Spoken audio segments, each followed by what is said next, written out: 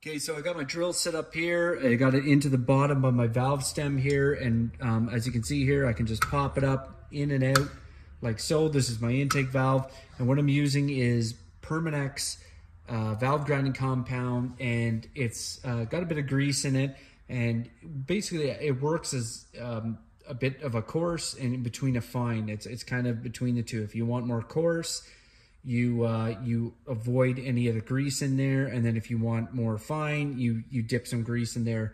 So we're just going to go nice and slow here and just grind it and continually, as you can see here, pop it up.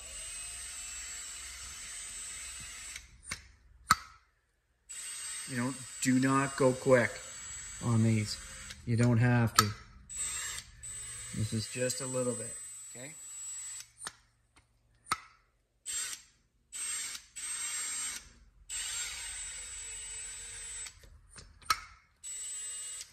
Then all I would do is periodically, I just grab a little bit more Permanex on my finger, and I would just go along the edge here. That's all I would do. Yep, just like that.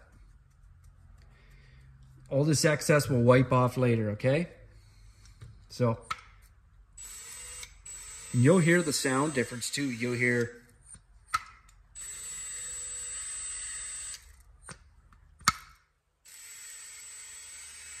it like crunching, and then all of a sudden it goes smooth. And that tells you exactly what's going on.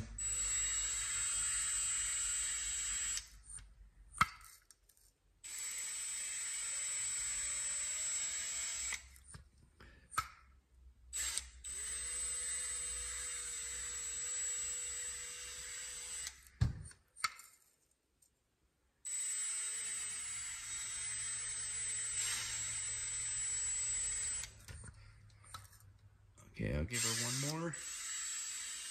Okay, that sounds pretty smooth. I'm gonna take it off, wipe off the excess, and we're gonna start on the exhaust side. Okay, exhaust side, same thing like before. We just wanna lube up the valve stem so that we don't wear out the valve seat. Not that we're going super fast, because we're not, but you know what, anything helps.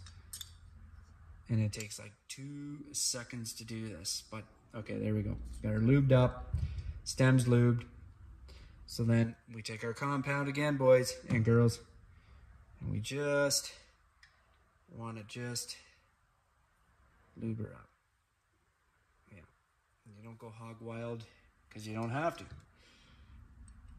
Okay.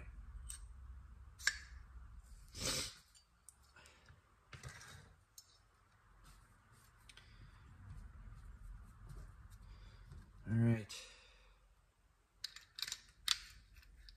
Leave yourself a bit of distance here. Don't go butt right up. Just go like this. This is kind of hard because you need a third hand. So if I had a helper right now, this would be great. So I'll just do this. Hold the valve in while I... Give me a break.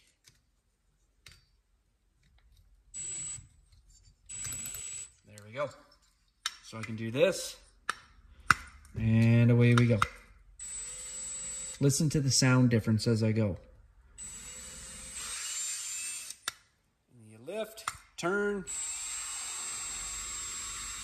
lift, turn.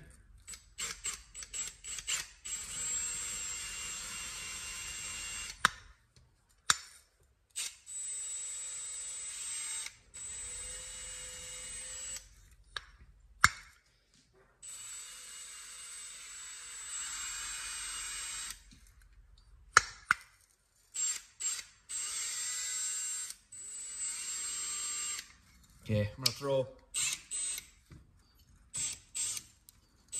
a little bit more on there. Just give her one more little second base.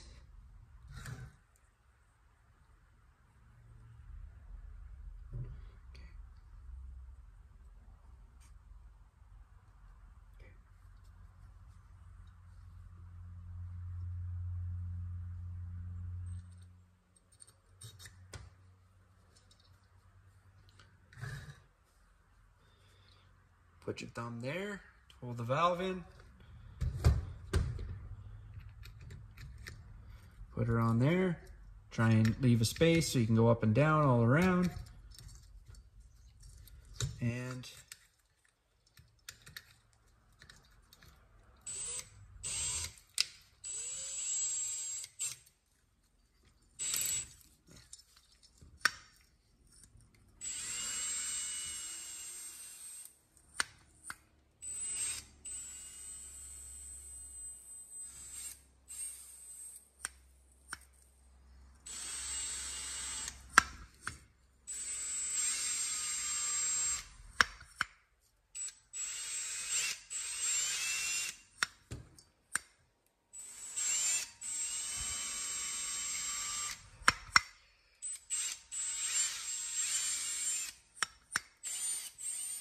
okay, that should do it, boys and girls. Let's clean this cylinder head up and have a look at the valves in the head.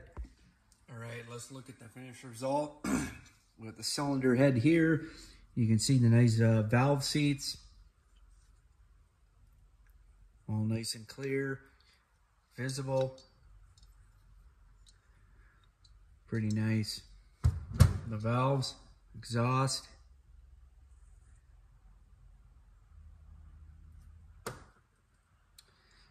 And intake.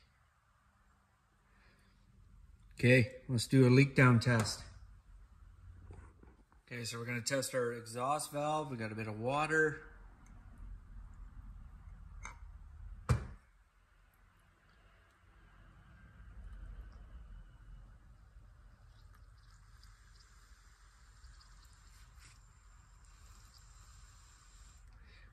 Okay, a little bit of a leak.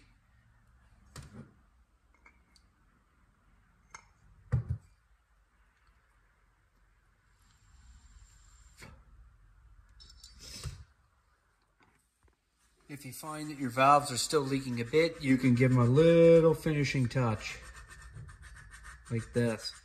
You just need a good seal. You give it a good grind until you hear the sound will start off loud and then just kind of thin out, like so. Give it a little suction cup of wipe every now and again in the valve. And you just want to lift and turn every so often. And you try not to get any valve compound on the suction cup, or guess what? It won't suction. All right, intake side.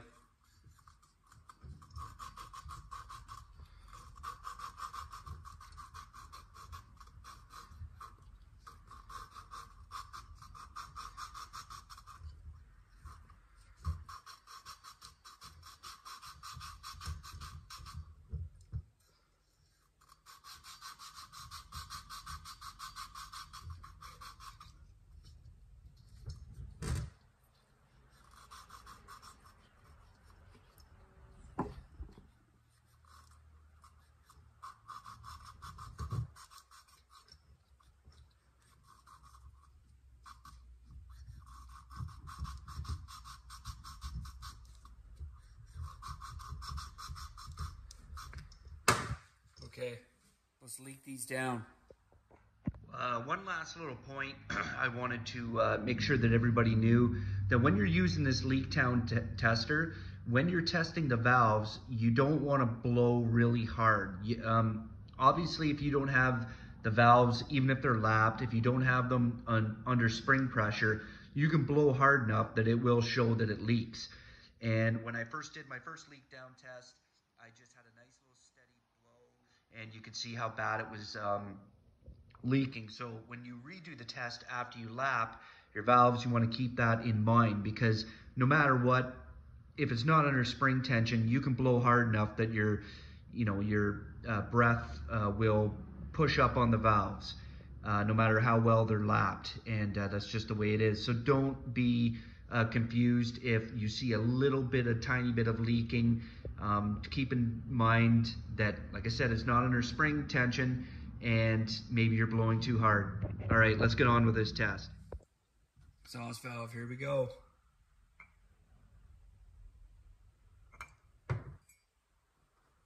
Holding water without pressure, that's good.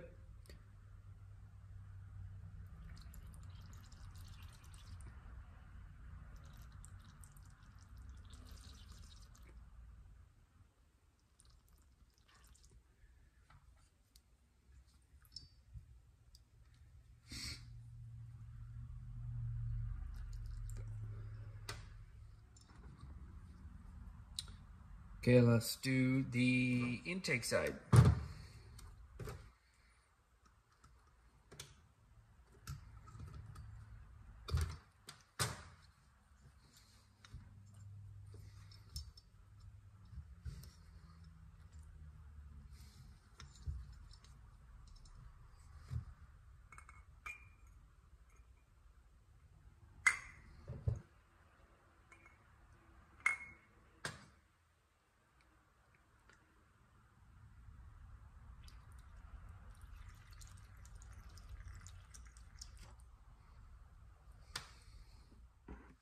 All right, so now we're doing valve reassembly, and I got the one valve in right now. I'll show you guys how to do this. You don't need, for these at least, you don't need a spring compressor. If you want to use one, you can go ahead. It's not a big deal. Basically, you put your valve, and I've got my new spring right here. I put it here, and I've got my valve seat, and now I've got my keepers right here. Now, I'm not going to say this is easy. If you did this all day long, all day, every day, okay, you put your little valve keeper in there, and you put the other one the opposite, so you can see right there where it is. And I like to take a socket, and I like to evenly, and I'm holding the back of the valve. I know you can't see right here, but my finger, I'm holding it there, and you try and add even pressure. And when I put it on, I'll grab with my fingers the ridge here to get more leverage. And you want even pressure. You want to push down as far as you can in hopes. So it didn't hold there, so I'm going to try it again.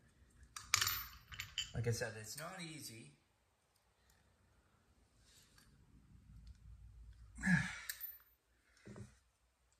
And one came out. So I put it back in. And I try again.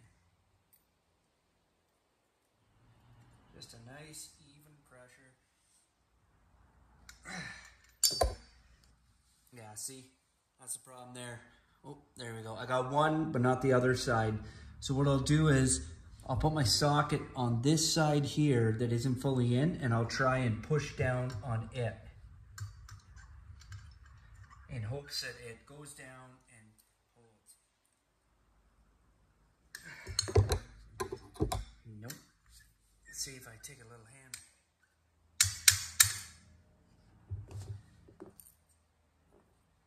Nothing. All right, let's try again. Let's have another kick at the cat here, quick. Seat.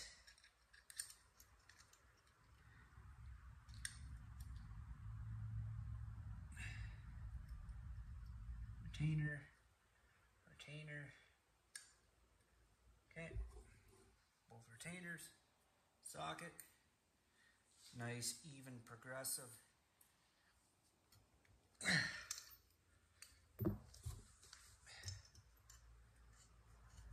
Yeah. All right, after a bit of swearing, I got both of them in. And like I said, usually you take your socket here and you try and push down equal. Usually one will grab before the other. And then say this one grabs and it's down deeper. You just go over this side and then you kind of lean on it and give it a push down as far as you can. So I got both my valves in. Right now we've lapped the valves. So now it's time for reassembly. I'm not going to show the reassembly because guess what? I didn't show the disassembly. That wasn't the whole point of this video. What I wanted to show you guys was how you can disassemble, or sorry, not how you can disassemble, how you can basically refresh the head of your LO206, how you can lap the valves and things that you need to look out for. And another thing I'm going to tell you guys quick, and this is very, very important. So this is your exhaust port right here. When I took the exhaust pipe off here, I was always told that it's like, hey, you have to be careful that these are the nuts, and they're like, you know, check them every time. You know, carts, they don't have suspensions, everything's shaking like this. They said these things will back off. So I was always diligent in checking these. Well, guess what? When I took the exhaust pipe off, These weren't loose. These were very tight. You know what was loose? The studs. They were very loose. I double nutted them and tightened them back in before I lapped the valves. But I'm telling you guys right now, watch for this. It wouldn't even hurt to put a bit of red Loctite on here or blue Loctite. The only way this will hurt you is if you ever broke a stud, which is possible, and you need to get it out. You know, red Loctite is going to make it very, very difficult. Even blue Loctite. But you decide what you guys want to do. But you should be checking these studs.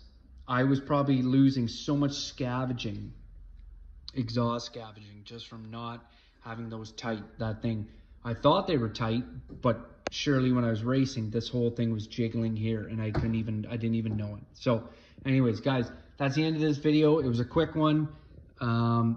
This is Armchair Engineer 85. I showed you guys how to refresh the head of a Briggs LO206.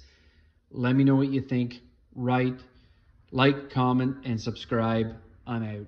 In the event after you guys lap your valves, when you do your leak down test, if you get slight bubbles around each exhaust valve, don't worry about it. Given if you're using the same amount of pressure, like when you're breathing into here, if you're using the same amount of pressure that you were when you did your benchmark test, before you did your lapping, if you get a small amount, it's not a big deal.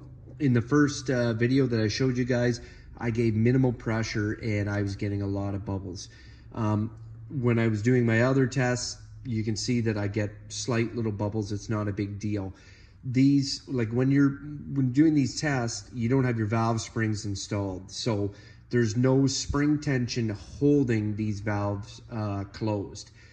When you have your valve springs closed, you're gonna have a lot of pressure holding onto these valves. So if you, on your benchmark test, get a lot of bubbles, okay, and then you lap your valves and you get none or just a little bit, not a big deal, guys, because like I said, that's why you do your benchmark test.